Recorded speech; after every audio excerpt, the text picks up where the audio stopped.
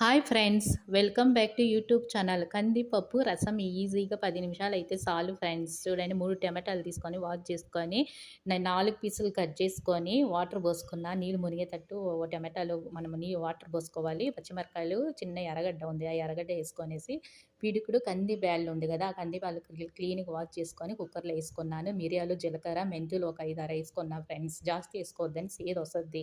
సేదు వస్తే మనం అసలు బాగుండదు తినేకి. సరేనా? అది సాల్ట్ ఏసుకొని, పసుపేసుకొని, చింతపండొచ్చేసి కొట్లు ఉంటాయి. కొట్లంతా ఎత్తేసి క్లీన్‌గా వాష్ చేసుకొనేసి అదొచ్చి మనము వచ్చి దాంట్లో ఏసుకునేయాలి. ఇట్లా 3 విజిల్ దాకా ఉడకబెట్టాలి. ఉడకబెట్టినాక చూడండి, ఇట్లా టమాటాలు బాగా ఉడికింది. ఆ టమాటాలంతా ఎత్తాలి. టమాటాలు మాత్రమే ఎత్తి ఆ తొక్కంతా మనం తీయాలి ఫ్రెండ్స్ క్లీన్‌గా ఇట్లా. తొక్కంతా ఈజీగా వచ్చేస్తది. ఆల్రెడీ మనం కుక్కర్‌లో ఉడకబెట్టినాం కదా! ఈజీగా వచ్చేస్తది ఇట్లా తీస్తే. బాగుంటది టేస్టీగా. ఎంత బాగుంటదో చెప్పాలంటే. మీరొకసారి చేసుకొని తినండి. ఎట్టొచ్చిందో కామెంట్ జేయండి. చూడండి ఇట్లా చూడండి, ఇది ఒక డేక్షా పెట్టుకొని, ఆ డేక్షాలో నీళ్ళన్నీ ఇట్లా సెపరేట్‌గా తీసుకుంటా ఉన్నాను.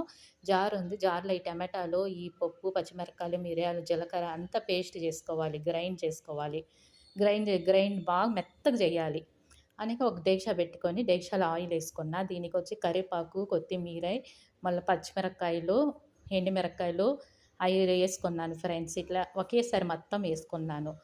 ఇక ఈ తెల్లగడ్డ ఉంది కదా! తెల్లగడ్డ తొక్కు తీయకుండానే దంచి ఒక 5, 6 దంచి డేక్షాలో ఏసుకొనేసి, ఈ ఎండుమిరపకాయలు 2 ఏసుకున్న. ఈ పేస్ట్ వచ్చేసి చూడండి, ఈ పేస్ట్ ఏసుకున్నాక ఒక 2 నిమిషాలు బాగా నూనెలోనే ఫ్రై అవ్వాలి. ఇట్లా బాగా కలపాలి. నూనెలో ఫ్రై అయినాక నా వాటర్ ఉంది గదా! అది నేను సెపరేట్‌గా ఎత్తిపెట్టుకున్నానే, అది తీసుకొనేసి డేక్షాలో ఏసుకున్నాను. మళ్ళీ 1:30 గ్లాస్ నీళ్ళు పోసుకోవాలి. ఇంగువ ఏసుకున్నాను. సాల్ట్ ఏసుకొని, ఇంగువ వేసుకొని బాగా కలిపినాను. వచ్చేసి ఇది ఉంది గదా! తాటి బెల్లమైనా, ఏ బెల్లమైనా పర్వాలేదు. బెల్లం ఏసుకుంటే హోటల్ స్టైలు రసము బాగా తయారవుద్ది. అల్లం కారము ఉంది గదా! అల్లము ఏసుకున్నాను. అదొచ్చి తురుముకొని ఏసుకుంటా ఉన్నా ఫ్రెండ్స్. ఇట్టా అల్లం ఏసుకుంటే బాగా టేస్టీగా ఉంటది. వద్దంటే స్కిప్ చేయండి. నేనైతే ఏసుకున్నాను. రసం మాత్రం తయారైంది ఫ్రెండ్స్. అన్నంలో బాగుంటది.